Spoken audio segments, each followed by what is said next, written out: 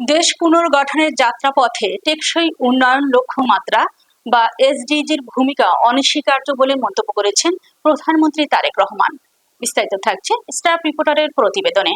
প্রধানমন্ত্রী বলেন, দীর্ঘ দেড় দশকের বেশি সময় ধরে ফ্যাসিবাদী শাসন আমলে বাংলাদেশকে ঋণ নির্ভর ও আমদানি নির্ভর একটি ভঙ্গুর রাষ্ট্রে পরিণত করেছিল। শিক্ষা, স্বাস্থ্য, পরিবেশ সহ বিভিন্ন ক্ষেত্রে ভঙ্গুর এই রাষ্ট্রকে এবার পুনর্গঠন করার পালা। তারেক রহমান বলেন, এসডিজির মূলনীতি কাউকে পিছনে ফেলে নয়, এর সঙ্গে বর্তমান সরকারের জননীতিরও মিল রয়েছে। সব শ্রেণী পেশার মানুষের তথা জনগণের স্বার্থ নিশ্চিত করার লক্ষ্যে বর্তমান সরকারের নীতি হচ্ছে সবার জন্য বাংলাদেশ। সোমবার বাংলাদেশ চীন মৈত্রী সম্মেলন কেন্দ্রে এসডিজি অর্জনের 5 বছর মেয়াদী কৌশলগত কাঠামো, নীতি, অংশীদারিত্ব ও অগ্রাধিকার শীর্ষক জাতীয় সম্মেলন 2026-এর উদ্বোধনী অনুষ্ঠানে প্রধানমন্ত্রী এসব কথা বলেন। প্রধানমন্ত্রী বলেন, বাংলাদেশ যেভাবে সহস্রাব্দ উন্নয়ন লক্ষ্যমাত্রা বা এমডিজি বাস্তবায়নে সাফল্য পরিচয় দিয়েছে, একইভাবে টেকসই উন্নয়ন লক্ষ্যমাত্রা বা এসডিজি বাস্তবায়নের ক্ষেত্রেও যথাযথ পদক্ষেপ গ্রহণ ও তা বাস্তবায়ন করে যাচ্ছে।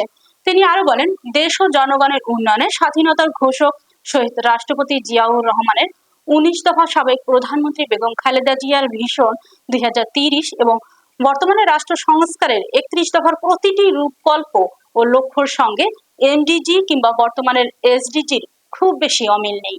বাস্তবায়ন করে চলেছে। আপনারা নিশ্চয়ই লক্ষ্য করে থাকবেন, এসডিজির প্রতিপাদ্য নো ওয়ান লিভ বিহাইন্ড কিংবা কাউকে পেছনে ফেলে নয়, এই মূলনীতির সঙ্গে বর্তমানের সরকারের জননীতিরও মিল রয়েছে। সকল শ্রেণী পেশা তথা জনগণের স্বার্থ নিশ্চিত করার লক্ষ্যে বর্তমান সরকারের নীতি হচ্ছে সবার আগে বাংলাদেশ। বিএনপির জননীতির দিকে লক্ষ্য করলেই একটা বিষয় স্পষ্ট হয়ে উঠবে সবার কাছে। সেটি কি? সেটি হচ্ছে সকল সময় বিএনপির সকল পরিকল্পনা ছিল এবং কর্মসূচি ছিল জনবান্ধব। যেমন দেশ এবং জনগণের উন্নয়নে আমরা যা এখানে উপস্থাপিত একটি ডকুমেন্টারিতেও দেখেছি, স্বাধীনতার ঘোষক শহীদ রাষ্ট্রপতি জিয়াউর রহমানের 19 দফা, সাবেক প্রধানমন্ত্রী মরহুমা বেগম খালেদা জিয়ার ভিশন 2030 এবং বর্তমান রাষ্ট্র সংস্কারের 31 দফা ঐতিহাসিকভাবেই প্রতিটি ভিশন এবং মিশনের সঙ্গে এমডিজি কিংবা বর্তমানে এসডিজির খুব বেশি অমিল নেই। উপস্থিত সুধীবৃন্দ, এমডিজির লক্ষ্য, উদ্দেশ্য এবং কর্ম পরিকল্পনা নিয়ে এতক্ষণ আমরা সকলে এখানে আলোচনা করেছি। আপনারা সবাই জানেন, দীর্ঘ দেড় দশকের বেশি সময় ধরে ফ্যাসিবাদী শোষণ শাসন বাংলাদেশকে একটি ঋণ নির্ভর এবং আমদানি নির্ভর ভঙ্গুর রাষ্ট্রে পরিণত করেছিল। শিক্ষা, স্বাস্থ্য, পরিবেশ সহ সকল ক্ষেত্রে ভঙ্গুর এই রাষ্ট্রটি এবার পুনর্গঠনের পালা। শিক্ষা, স্বাস্থ্য, পরিবেশ সহ সকল ক্ষেত্রে এই যে পুনর্গঠনের এই পালা, দেশ এবং পুনর্গঠনের এই যাত্রা পথে অবশ্যই এসডিজির গুরুত্বপূর্ণ ভূমিকা অনস্বীকারযোগ্য। এবং এরই অংশ হিসেবে জনগণের সমৃদ্ধি নিশ্চিত করার লক্ষ্যে বর্তমান সরকার 5 বছর মেয়াদী কৌশলগত অর্থনৈতিক কাঠামো বা 5-year স্ট্র্যাটেজিক ফ্রেমওয়ার্ক বাস্তবায়নের পদক্ষেপ গ্রহণ করেছে। এই ফ্রেমওয়ার্ক দেশের জাতীয় উন্নয়ন পরিকল্পনাকে জাতিসংঘ ঘোষিত টেকসই উন্নয়ন লক্ষ্যমাত্রা বা এসডিজির সঙ্গে সমন্বিত করেছে। বর্তমান সরকারের গৃহীত সংস্কার ও উন্নয়নের 5 স্তম্ভের মাধ্যমে দারিদ্র্য বিমোচন, সার্বজনিক সামাজিক সুরক্ষা, মানসম্মত শিক্ষা এবং স্বাস্থ্যসেবা, জেন্ডার সমতা এবং জলবায়ু সহনশীলতা এবং সুশাসন এসডিজির এই মূল অগ্রাধিকারগুলোই প্রতিফলিত হয়েছে।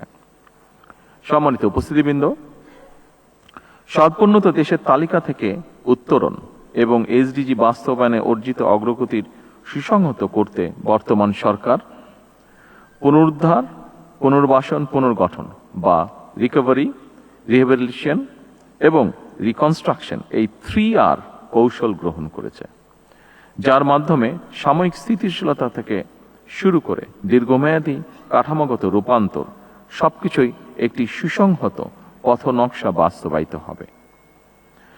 জনগণের রায় বর্তমান সরকার গত 17 ফেব্রুয়ারি সরকার গঠনের পরদিন থেকেই নারীর সামাজিক এবং অর্থনৈতিক ক্ষমতায়ন নিশ্চিত করতে ফ্যামিলি কার্ড, কৃষকের স্বার্থ রক্ষায় কৃষক কার্ড, জনস্বাস্থ্য এবং চিকিৎসা সেবা সহজ করতে হেলথ কার্ডের মতন একাধিক সামাজিক সুরক্ষা কর্মসূচি বাস্তবায়ন প্রক্রিয়া চলমান রয়েছে। এর মাধ্যমে প্রান্তিক কৃষক, স্বল্প আয়ের পরিবার এবং ঝুঁকিপূর্ণ জনগোষ্ঠীর কাছে সরাসরি ভর্তুকি, কৃষি উপকরণ, আর্থিক সহায়তা এবং স্বাস্থ্য সেবা পৌঁছে দেওয়ার পরিকল্পনা গ্রহণ করা হয়েছে। এর পাশাপাশি স্পোর্টস কার্ড, সারা দেশে ইমাম, মুয়াজ্জিম এবং বিভিন্ন ধর্মের ধর্মীয় গুরুদেরকেও সম্মানী ভাতার আওতায় আনার পরিকল্পনা আছে এবং এর ভেতরে সেগুলো বাস্তবায়নের কাজ শুরু হয়েছে। অর্থাৎ কোনো না কোনো উপায় দেশের প্রতিটি শ্রেণী পেশার মানুষের কাছে সরকারের সহায়তা নেটওয়ার্ক বিস্তৃত হচ্ছে ধীরে ধীরে।